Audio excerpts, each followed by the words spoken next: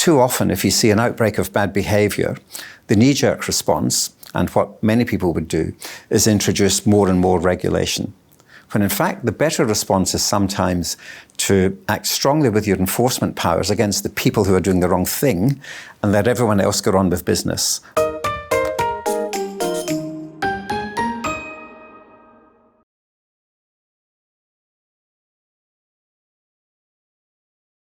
Well, the job of the financial sector, of course, is to facilitate the real economy. Dubai has an ambitious economic agenda. Its D33 strategy over the next 10 years involves doubling the size of the economy over that time.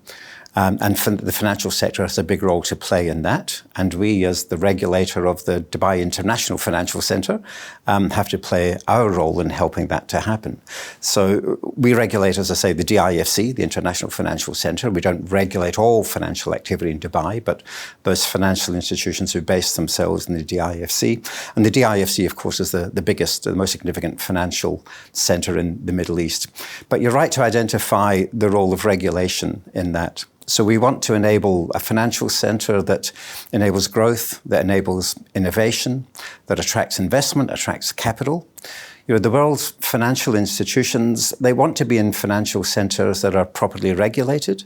And investors, of course, want to be with financial institutions that are properly regulated and places that have market integrity. So good regulation is important to that. The whole premise of the DIFC was to be a place that regulated to international standards. That's what we do. That has attracted most of the world's large institutions. And then when we have to, we take enforcement action to uphold that regulation.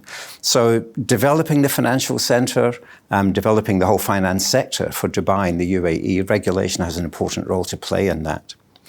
It's important, though, that regulation be proportionate. So while we regulate to international standards, we still understand that financial firms have to be able to take risks. Financial firms have to be able to innovate.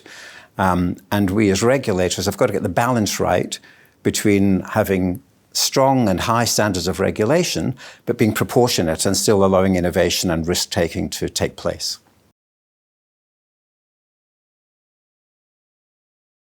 Yes, look, one of the things about technology is that it's made business easier, it's made accessing clients much easier, but unfortunately it's also made financial crime easier. It's far easier now to either take money or set up a scam than it was 10 or 15 years ago, and technology has made that easier.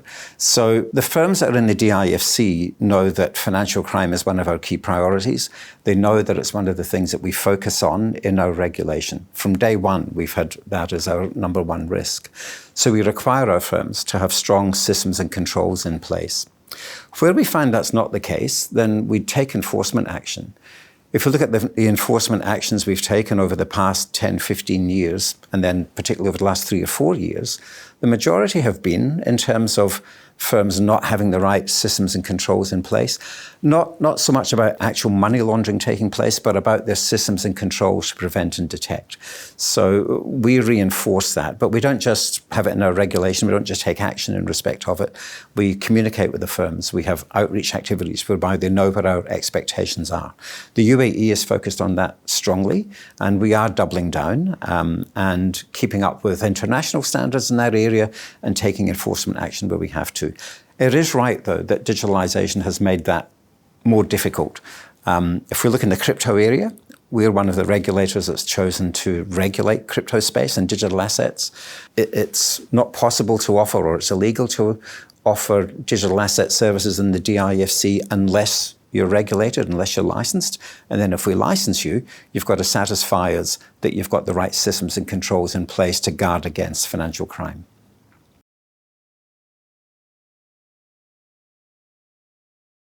Yes, so treating customers fairly and acting with integrity are non-negotiable. And those are things that we've always insisted on since the very start of the DIFC.